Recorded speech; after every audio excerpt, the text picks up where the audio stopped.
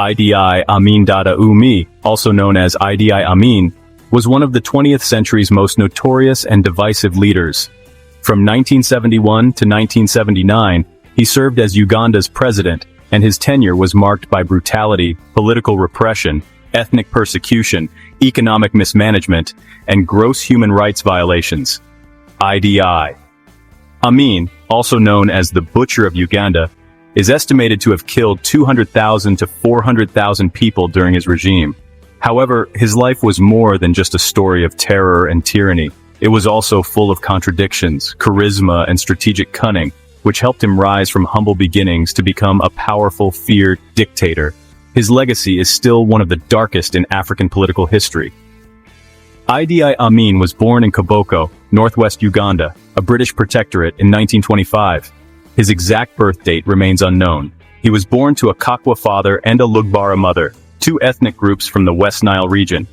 Idi Amin's traditional herbalist and diviner mother raised him after his father abandoned the family early in life.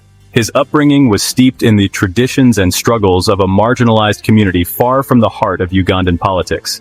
Amin had little formal education and, by his admission, never advanced beyond a few years of schooling. He was physically strong, athletic, and had a natural intelligence that benefited him in the military. Amin joined the British Army's colonial regiment, the King's African Rifles, as a cook in 1946.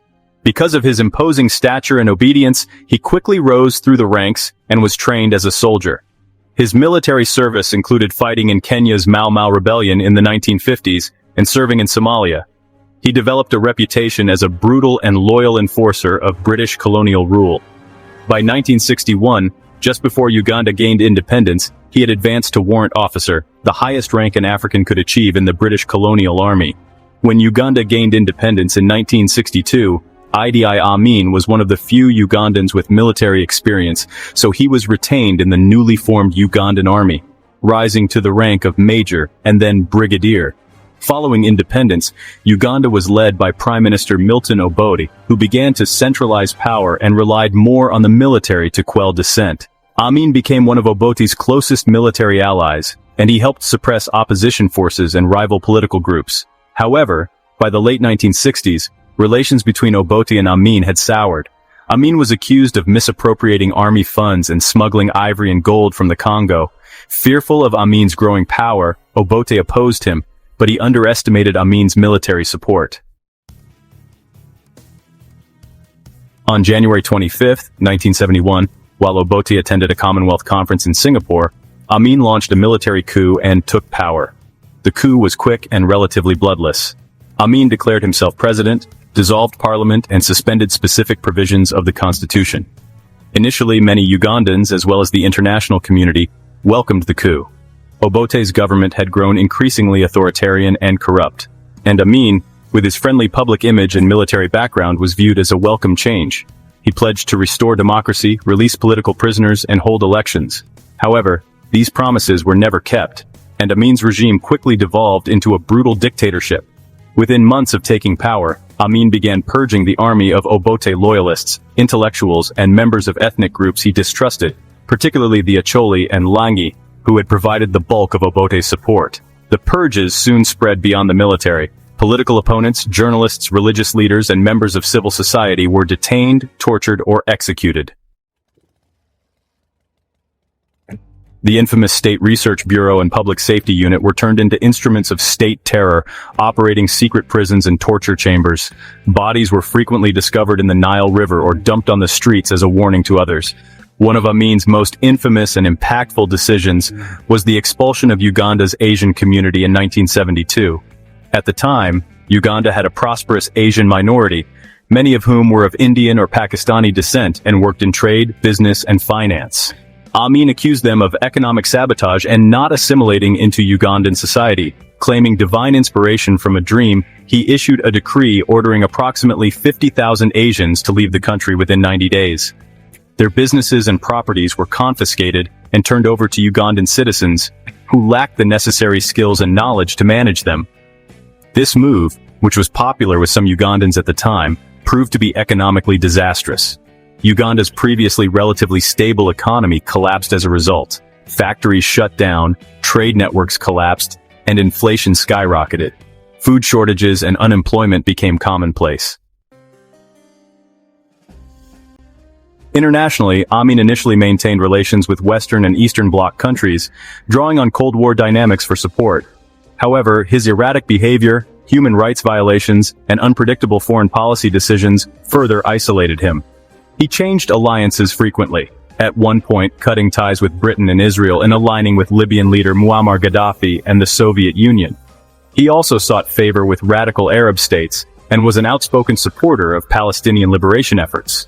During the 1976 Entebbe hostage crisis, Amin famously offered to shelter Palestinian hijackers, earning him widespread condemnation. One of the most notorious episodes of his reign was the Entebbe crisis. In June 1976, an Air France plane hijacked by members of the Popular Front for the Liberation of Palestine landed at Entebbe airport, with over 100 Jewish passengers taken hostage. Amin, eager to improve his international profile and relations with the Arab world, greeted the hijackers and publicly supported their demands.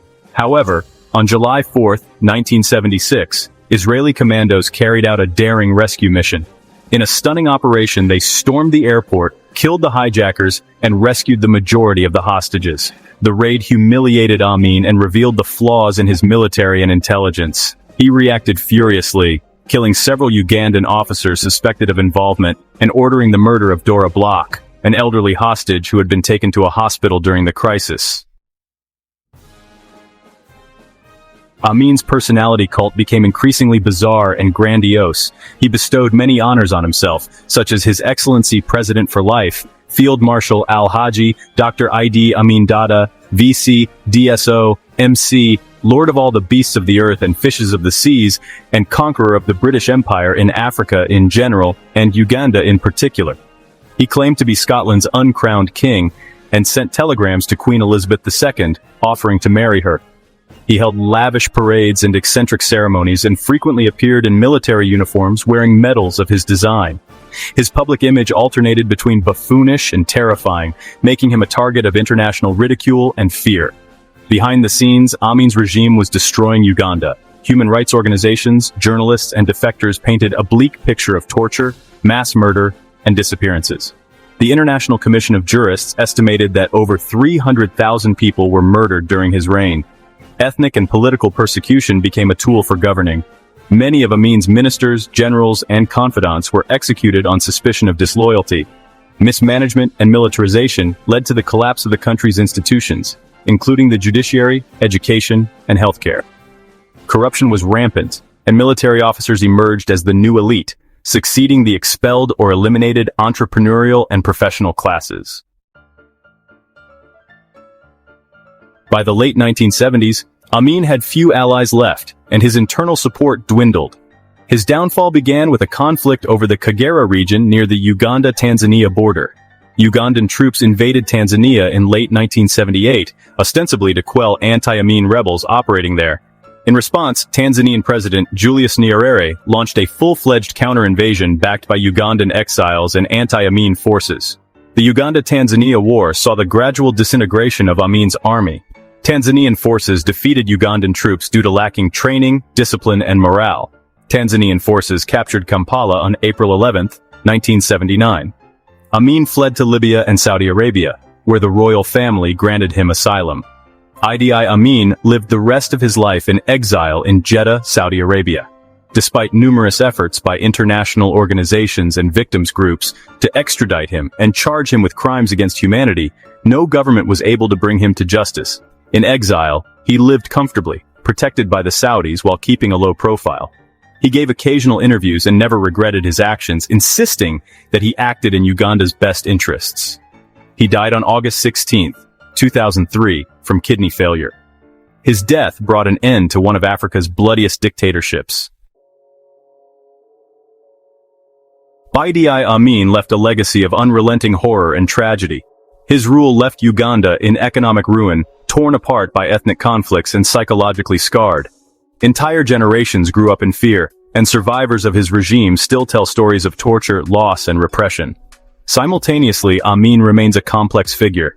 Some in Uganda and other parts of Africa remember him as a symbol of African resistance to Western neo-colonialism, particularly for his expulsion of Asians and confrontations with Britain and Israel. His bravado appealed to some African leaders, who admired his defiance despite the high cost. Idi Amin was more than just a brutal dictator. He exemplified the fragile post-colonial state, born of empire and thrust into independence without the tools to manage the complexities of governance.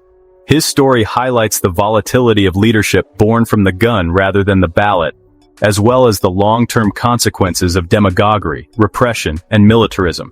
Uganda has made progress in rebuilding itself, but the shadow of Idi Amin remains in its collective memory, a symbol of how quickly liberation can devolve into tyranny, and how vital institutions, justice, and democratic checks are in preventing such dark chapters from repeating themselves.